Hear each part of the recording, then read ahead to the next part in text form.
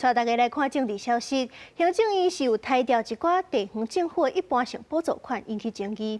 行政院长杜英泰今仔日去立法院专案报告的时阵是表示讲，顶礼拜已经有提出追加预算878亿，望这立法院会当支持，赶紧审核过。 我现在在问立法院要行政院自行调整，就没有啊？提案单那几个，连白纸黑字的东西，你都可以在这边硬凹。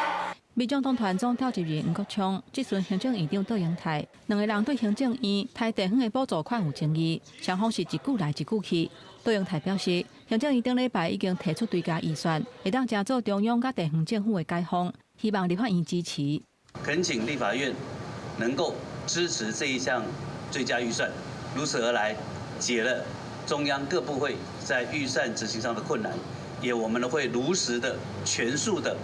让地方政府不会因为这样的困难，财政结构发生任何执行上的难处。不过，杜英泰以行政院长的身份备询，时间敢是无偌久啊？因为最近一直有风声讲内阁要改组，台北市长周万安建议，罗总统应该找合适的董事长董子贤来组内阁。总统会考虑找童子贤组阁吗？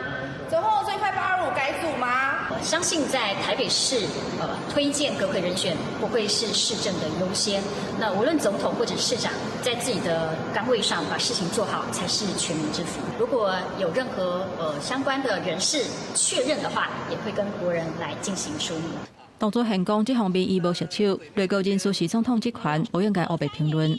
像是嘛肯定杜英泰在国内外压力真大的情形之下是真辛苦。民主社会各种意见都可以表达，好不好？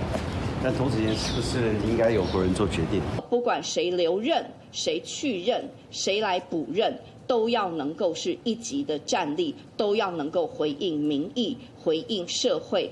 根据了解，8月23了后，内阁确实会有部分的改组。民进党立委讲，上界重要的是改组了后，会当提出让大家拢感受得到有改善的政策。希望新的人事开始碰了后，会当真紧熟手。